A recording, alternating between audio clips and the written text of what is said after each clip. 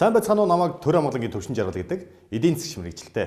Гэхдээ би өнөөдөр өөрийн мэргэжлийн дагуу биш, шал өөр мэргэжлийн дагуу та бүхэн зөвлөгөөг хүргэхээр бэлтгэсэн байгаа. Энэ бол эрүүл мэндийн сэдв. Яагаад эрүүл мэндийн сэдвийг хөндөж ярилцах болов гэхээр 2 жилийн өмнө би Apple корпорацийг үндэслэгч, Apple корпорацийн агуу удирдагч Стив Джобсын үхлийн тухай, тэр хүний үхэхтэй харамсаж байсан хэдэн харамслын тухай мэдээллийг уншиж исэн. Тэрэн дээр бол Стив Джобс хамгийн сүүлд хэлсэн байдаг. Юу гэхээр таны бол машины чинь жолоодоо явчих жолооч бол танд олдноо. Та хүнсийн төлөөд үр хүүхдтэй хичээл заалгачих багшийг хаанаас ч олноо. Танд үнэнч ажиллах ажилчид бол дэлхийд даяар зөндөө байж байгаа. Гэхдээ танд нэг л хүн олдохгүй. Тэр юу гэхээр таны оронд өвдөөд эмнэлгийн орон дээр хэвтэх хүн ямар ч хөлс төлөөд олдохгүй гэдгийг баталгаатай хэлсэн байдаг. Тийм учраас би та бүхэнд өнөөдөр эрүүл мэндийн асуудал, энэ эрүүл мэндийн сэдвийн талаар мэдээлэл хүргэхээр бэлтгэсэн байгаа. Ингээд эрүүл мэндтэй холбоотой асуудал үүсгэхээр бий болдог 5 тойрогдолтойгоо хэдүүлээ танилццгаая.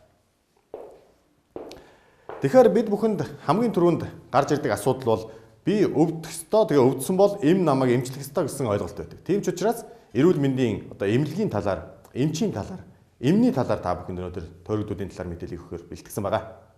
За тэгэхээр хамгийн түрүүнд бол эмийн тухай тойрогдлууд. Эмийг бид нар өвдсөн бол шууд уух ёстой гэж ойлгодог. Тэр байтугай гадуур худалдаалагдж байгаа худалдааны цэгүүд маш олон болсон байна. Эцэг эхүүд маань хамгийн гайхалтай нь эрүүл мэндэд шаардлагатай байгалийн гаралтай зүйлийг хүүхдэд хэрэглүүлэхээс маш их болгоомжлдог хэрнээ эм хэрэглүүлэхдээ төдийлөн болгоомжлохгүйгээр шууд өгөх ийм хандлага бий болсон. Тэгвэл эм гэдэг зүйл маань хүнийг анх үүссэн цагаас нь эхлээд эрүүл сарвал байлгах тэр зүйл биш шүү дээ. Эм гэдэг бол сүүлд хүндрэлтэн өөрсдөө хэрэгцээ шаардлагатай зүйлүүдийг нийлүүлж гаргаж авсан ийм зүйл байна. Хорвоо ертөнцийн тэр чигээрээ анх үүссэн зүйлээ өргөжлүүлэхээр өргөжлүүлэх нь зөв юм байна гэдэг дээр тогтож байгаа энэ үед бол эм бол бидний зайлшгүй шаардлагатай бүр хүндэрсэн үед хэрэглэгдэх зүйлээ гэж ойлгох хэрэгтэй байна. Дараа нь нэг чухал зүйл байдаг нь эмч нар бидний эрүүл мэндийг хариуцдаг гэсэн маш буруу ойлголт байна. Тэгэхээр эмч гэдэг хүн бол биднэрт яаралтай тусламжийг үзүүлэх, гарцаагүй шаардлагатай үедэд туслах, нарийн мэрэгжлийн зүйлүүд дээр зөвлөгөө өгөх, туслах гэх мэтлэн иймэрхүү зүйлүүд дээр туслах ёстой бол эрүүл мэндийнхэн 20% та эмчид найдаж болно. Үлдсэн харин 80%-ийг та өөрөө 100% хариуцах ёстой гэсэн.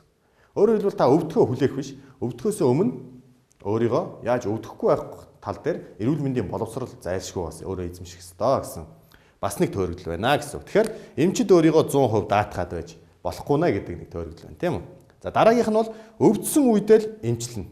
Урьдчилан сэргийлт гэдэг зүйл бол эрүүл мэндийн салбарт зайлшгүй байж ах ёстой зүйл.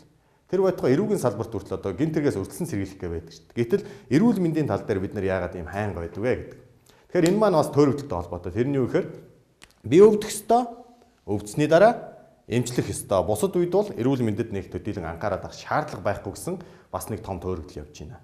Гэтэл та энэ нийгэм донд, энэ олон харилцаан донд, энэ олон бидний нүдэнд харагдахгүй олон бактери, вирусын донд амьдарч байгаа үед бол зайлшгүй өөрийгөө өвдөхөөс нь өмнө урьдчилан сэргийлж явах ёстой гэсэн. Тэгэхээр хүүхдээ өвдөхийг хүлээх биш, яаж өвдөхгүй байх вэ гэдэг амьдралын зуршлуудыг бий болгох тал дээр анхаарч ажиллах хэрэгтэй гэсэн тайлбартай байна. За дараагийн нэг зүйл бол дархлаа болон эмчилгээ тус тустай зүйлүүд гэсэн ойлголт байдаг. Дархлаа болон эмчилгээ хоёр тус тустай зүйлүүд. Хүмүүс ихэвчлэн асуудаг л да. Ямар нэгэн бараа бүтээгдэхүүн дархлаанд нөлөөтэй бэлдэмлүүдийг ч юм уу асуухтаа энэ зөвхөн дархлаанд л хэрэгтэй юм уу те гэсэн байдлаар ханддаг.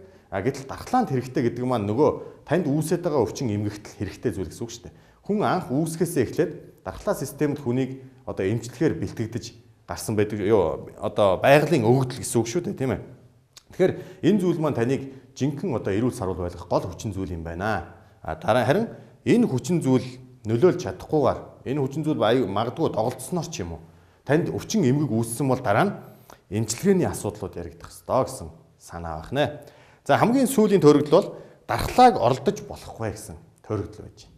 Энэ тойрогдол гэхээсээ илүү уг нь бол зөв юм байна. Тойрогдол гэхээсээ илүү дархлааг оролдож болохгүй гэдэг нь зөв. Яагаад гэвэл энэ байгалаар явж байгаа биднийг хамгаалах систем шүү дээ. Анх хүн үүссэн цагаас эхлээд үр удмаа өөрийгөө гадны хүчин зүйлүүдээс хамгаалах тогтолцоог бий болгон хөгжүүлж ирсэн нь дархлааны систем буюу дархлаа тогтолцоо юм байна. Тэгэхээр дархлааг оролдож болохгүй үнэн. Гэтэл жинхэнэ оролдоод байгаа хүмүүс нь хэн бэ гэхээр бид нар өөрсдөө шүү дээ. Өөрөөр хэлбэл бид нар хэрвээ дархлаагаа оролдохгүй гэж бодож ивэл эрүүл сарвал агаарт тэр голын ирэг дээр экологийн хүнсээ хэрэглээд за эрүүл зуршлуудыг амьдралдаа бий болгоод ажилч хөдөлмөрлөд хөдөлгөөний дутагдлалд орохгүй ингээд амьдрах хэрэгтэй. Гэтэл энэ болгоно өөрсдөө эвдчихэд Одоо бидний гадаад өвдгөж магадгүй хүчин зүйлүүд дэндүү их болж шít. Хорт утаа, хөрсний бохирдол, агаарын бохирдол, усны бохирдол гэх мэтлэн бидний хүүхдүүдийн одоо байнгын суугаа байдал, техник, технологийн дэвшлүүд хүртэл бидний дархлаа системийг цаанаас нь оролдож байна. Харин биднийг өвдөгдөг зүйлүүд ихсээд байхад биднийг хамгаалах ёстой нөгөө дархлаа системээ ихсэхгүй байна гэдэг нь бол төөрөгдөл юм байнамаа. Уг нь оролдохгүй байх нь зөв. Гэхдээ хүн төрөлхтөн нэгэн төгжлийн явцад өөрөө оролдоод байгаа учраас эсвэргээрээ энийг бас эрүүл ойлгох талаас нь анхаарал хандуулах ёстой гэсэн үг л дээ. Энэнгээр би та бүхэнд юу хэлэх гээд байгаа юм бэ гэхээр дархлаа системд нөлөөтэй бэлтгэлүүдээс бас өөртөө дэмжлэг үзүүлж байгаараа гэдэг байдлаар хэлэх гээд байна. Ингээд дэмжлэг үзүүлж байгаараа гэдэг байдлаар хэлэхээр бас нэг төөрөгдөл гарч ирдэг. Энэ нь юу вэ гэхээр дархлаа систем муу байвал бид нар сул байх юм бол өвчин тусдаг. Дархлаа систем их болох юм бол эрүүл байдаг гэсэн ийм бас нэг төөрөгдөл байдаг. Гэтэл өнөөдөр бол дэлхийн нийтэд тулгамдаад байгаа эрүүл мэндийн салбарт тулгамдаад байгаа асуудал бол дархлааны хит мэдрэгшил гэдэг өвчин шүү дээ. Дархлаа систем бас хитрхи их мэдрэгчгээрээ хоруу чанаргүй зүйлийн эсрэг урвал явуулах, өөрийнхөө эсрэг урвал явуулах гэх мэтлэн олон ийм одоо зүйлүүд гардаг байна. Тэгэхээр дархлаа систем бол буурвал маш олон төрлийн өрөвслийн гаралтай өвчнүүд бий болно. Дархлаа систем хитрхи их мэдрэгших юм бол одоо таны дархлааны хит мэдрэгшил гэдэг өвчин бий болдог. Тийм учраас юу гэж ойлгох вэ гэхээр дархлаа систем бол тэнцвэртэй байх ёстой юм аа. Энэ тэнцвэртэй байдаг юмыг байгалийн гаралтай хүний биед өөрт нь үүсэж бий болдог дархлааны молекулууд гүйцэтгэж идэг.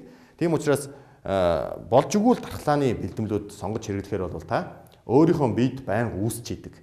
Байгалаас таныг эрүүл сарвал барихад зориулагдсан зүйлүүдийг хэрэглэх шаардлагатай гэдгийг та бүхэнд дуулахаарай. Ингээд та бүхэнд өнөөдөр дархлаа систем болон эмчилгээтэй холбоотой 5 төөрөгдлийн талаар. Гэхдээ энэ 5 төөрөгдөл бол эмч нар нарийн мэрэгжлийн хүмүүст биш. Энгийн яг над шиг эдийн засгч мэрэгжилтэй ирнэ. Эрүүл мэндийн асуудлыг нэлээд их анхаарч сонирхдаг хүмүүст зориулсан төөрөгдлийн талаар мэдээлэл байлаа. Анхаарал тавьсан явдал баярлалаа.